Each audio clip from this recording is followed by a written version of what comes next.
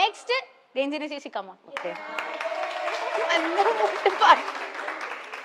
ഇത് ചേച്ചി പറയും, നിങ്ങൾ ഒരു സെക്കൻഡിനുള്ളിൽ ഇത് മനസ്സിലാക്കി.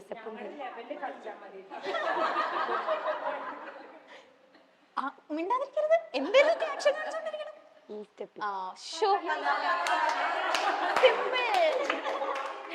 ഓക്കെ, അപ്പൊ നമ്മളുടെ ഈ സെഗ്മെന്റ് കഴിഞ്ഞു. അതെ അതെ, ആ കുട്ടി പറയട്ടെ. നമ്മളുടെ ഈ സെഗ്മെന്റ് കഴിഞ്ഞു. ബട്ട് നെക്സ്റ്റ് ടൈം ഞാൻ വരും. അപ്പൊ ഇതൊന്നും അല്ല, ഞാൻ ഡിഫിക്കൽട്ട് ആയിട്ടുള്ള എന്തെങ്കിലും കൊണ്ട് വരും. ഓക്കെ, അപ്പൊ താങ്ക് യു സോ മച്ച് ശേഷിമായ, നിങ്ങളൊക്കെ അടിപൊളി വൈബാണ്. എപ്പോഴും ഇതുപോലെ അടിപൊളിയായിട്ട് ചില്ലായിട്ട് ഇരിക്കുക.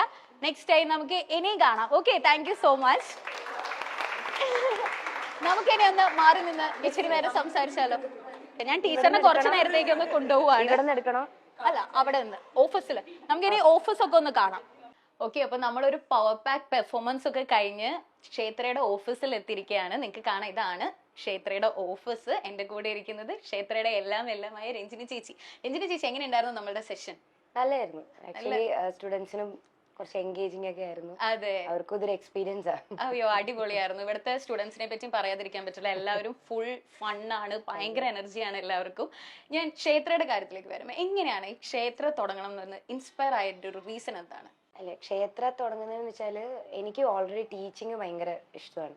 പിന്നെ ഞാൻ ഈ പറഞ്ഞ മാതിരി നമ്മൾ ചെറുപ്പത്തിലേ അങ്ങനെ ഡാൻസ് പഠിച്ച് വന്ന ആളല്ല. ചെറുപ്പത്തിൽ പഠിച്ചു, പിന്നെ ആസ് യൂഷ്വൽ നമ്മൾ 10th ഒക്കെ വരുമ്പം സ്റ്റോപ്പ് ചെയ്യുന്നു. പിന്നെ അത് കഴിഞ്ഞ് ഞാൻ ഡിഗ്രി കഴിഞ്ഞിട്ടാണ് ഞാൻ സീരിയസ് ആയിട്ട് ആക്ച്വലി പഠിക്കാൻ തുടങ്ങിയത്. ഫസ്റ്റ് ഡിഗ്രി കഴിഞ്ഞിട്ട് ഞാൻ ലിറ്ററേച്ചർ ആയിരുന്നു ആദ്യം എടുത്ത്.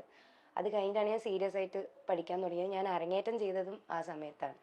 അപ്പം ഞാനേ ലേറ്റ് ആയിട്ടാണ് തുടങ്ങിയത്. അപ്പം ഇതേമാതിരി എന്താ പറയുക, ഈ നമ്മുടെ സ്റ്റഡീസിൻ്റെ കൂടെ ഇടയ്ക്ക് നിർത്തി വെക്കേണ്ടി വന്ന കുറേ ലേഡീസ് ഉണ്ടായിട്ടുണ്ടാവും.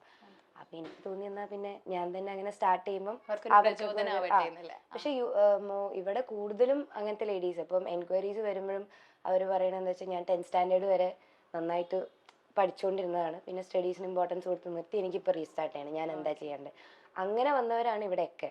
അപ്പോൾ കുറേ പേര് ക്ലാസിക്കൽ സീരിയസ് ആയിട്ട് പഠിക്കുന്നവരുണ്ട്, പിന്നെ ക്ലാസിക്കൽ പറ്റാത്തവരാണെങ്കിൽ സെമി ക്ലാസിക്കലുണ്ട്.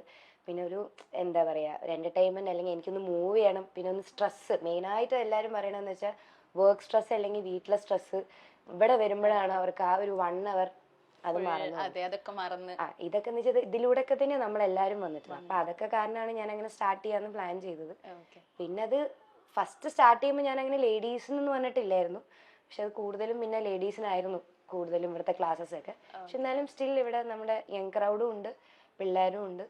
അങ്ങനെ IBS ഒരു ഡാൻഡിയുടെ സെഷൻ ചെയ്തിട്ടില്ലായിരുന്നു, അതിന്റെ എക്സ്പീരിയൻസ് എങ്ങനെ ഉണ്ടായിരുന്നു? അടിപൊളിയായിരുന്നു. ഈ വർഷത്തെ ആക്ച്വലി എനിക്ക് തോന്നുന്നു ഫസ്റ്റത്തെ ദാണ്ടിയ ഒരു വർക്ക്ഷോപ്പ്, കംപ്ലീറ്റ്ലി വർക്ക്ഷോപ്പ് എന്ന് പറയാൻ പറ്റില്ല, നമുക്ക് 1 hour ഉണ്ടായിരുന്നുള്ളൂ. അപ്പൊ അവർക്ക് കുറച്ച് മൂവ്മെന്റ്സ് പഠിക്കണം, സോങ്ങിന്റെ കൂടെ ചെയ്യണം, പിന്നെ ഒരു ജാമിങ് സെഷൻ മാതിരി ചെയ്യണം. പറഞ്ഞാൽ അവരും ഈ ഓഫീസും വർക്കും അപ്പൊ അവര് കുറെ എനിക്ക് റിവ്യൂ കിട്ടിയ ഭയങ്കര രസമായിരുന്നു. 1 hour എനിക്കും നല്ല രസമായിരുന്നു. എന്ന് വെച്ചാൽ അവരെ പഠിപ്പിക്കുക, അവര് എൻജോയ് ചെയ്യുന്നത് കാണുമ്പോൾ നമ്മൾ ഒന്നുകൂടി പഠിപ്പിക്കാൻ നമുക്ക് ഇൻട്രസ്റ്റ് ആവും. പക്ഷെ രസമായിരുന്നു. എല്ലാരും അത്യാവശ്യം നല്ല എനർജി, കുറെയൊക്കെ ടയർഡ് ആവുന്നുണ്ടെന്ന് പറഞ്ഞു കഴിഞ്ഞാലും പക്ഷെ അവർ ആ 1 hour വരെ അവർ നിന്നു. ലാസ്റ്റ് ആ ജാമിങ് സെഷൻ ഒക്കെ അടിപൊളിയായിരുന്നു. ഈ നിൽക്കുന്ന ആള് ചെറിയ പുള്ളി ഒന്നല്ല, ഒരു സോളോ ട്രിപ്പ് ഒക്കെ കഴിഞ്ഞ് വന്നിരിക്കുന്നതാണ്. എങ്ങനെയുണ്ടായിരുന്നു ബാലി പോയിട്ട് എക്സ്പീരിയൻസ്? അടിപൊളിയായിരുന്നു. സോളോ ട്രിപ്പ് ആണോ ഇഷ്ടം? ഞാൻ അങ്ങനെ സോളോ ട്രാവലർ ആയിട്ട് തുടങ്ങിയൊന്നുമല്ല. ഞാൻ ട്രാവൽ ചെയ്യാൻ തുടങ്ങിയതേ ലേറ്റ് ആയിട്ടാണ്. ഞാൻ ഫ്രണ്ട്സിന്റെ കൂടെ സ്റ്റാർട്ട് ചെയ്ത്, പിന്നെ എനിക്ക് എന്തോ അങ്ങനെ ഒന്ന് സോളോ ചെയ്ത് നോക്കണം എന്ന് തോന്നി. പക്ഷെ ചെയ്തപ്പം ബെസ്റ്റ് സോളോ ട്രാവലാണ്. അത് എല്ലാവരും മസ്റ്റ് ആയിട്ട് ട്രൈ ചെയ്യേണ്ട ഒരു കാര്യം, പ്രത്യേകിച്ച് ലേഡീസ്. നമുക്ക് സേഫ് ആയിട്ട് പോകാൻ ഒരുപാട് ഓപ്ഷൻസ് ഉണ്ട്. ഇപ്പൊ ബാലി തന്നെ, ഞാൻ ബാലി പോകുമ്പോൾ എല്ലാവരും ചോദിച്ചത് ഹണിമൂൺ സ്പേസ് ആണ്, പിന്നെ അല്ലെങ്കിൽ ഫ്രണ്ട്സിന്റെ കൂടെ പോകുന്നത്. പക്ഷെ അങ്ങനെ ഒന്നുമില്ല, നമുക്ക് ഒറ്റയ്ക്ക് പോയാൽ എക്സ്പ്ലോർ ചെയ്യാൻ പറ്റുന്ന ഒരുപാട് കാര്യങ്ങളുണ്ട്. പിന്നെന്ന് വെച്ചാൽ നമ്മൾ സേഫ് ആയിട്ടുള്ളൊരു ആരെങ്കിലും ഇപ്പൊ ട്രാവൽ കമ്പനി അങ്ങനെ ആരെങ്കിലും അപ്രോച്ച് ചെയ്യണമെങ്കിൽ കുറച്ചുകൂടി സേഫ് ആയിട്ടായിരിക്കും. പിന്നെ നമുക്ക് ഇങ്ങനെ കുറെ ട്രാവൽ ചെയ്ത് കഴിയുമ്പോൾ വേണമെങ്കിൽ നമുക്ക് ഒറ്റയ്ക്കൊക്കെ ഒന്ന് പരീക്ഷ നോക്കാം. നമ്മൾ ഈ പറയുന്ന ഒരു ബാഗ് എടുത്ത് ഇറങ്ങുക, അതിനൊരു പ്ലാൻ ഉണ്ട്.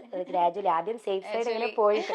ഓക്കെ, അപ്പൊ താങ്ക് യു സോ മച്ച് ചേച്ചി. I am so proud of you. Because ഞാൻ ചേച്ചിയുടെ ആർട്ടിക്കിൾ വായിച്ചിട്ടുണ്ടായിരുന്നു. അതിൽ ചേച്ചി പ്രത്യേകം പറയുന്നുണ്ട് എല്ലാ സ്ത്രീകൾക്കും അവരുടേതായിട്ടുള്ള ഐഡന്റിറ്റി വേണം, അതിനും കൂടി ഒരു പ്രചോദനമാവാൻ വേണ്ടിയിട്ട് കൂടിയാണ് ക്ഷേത്രം സ്റ്റാർട്ട് ചെയ്തിട്ടുള്ളതെന്ന് പറഞ്ഞിട്ടുണ്ട്.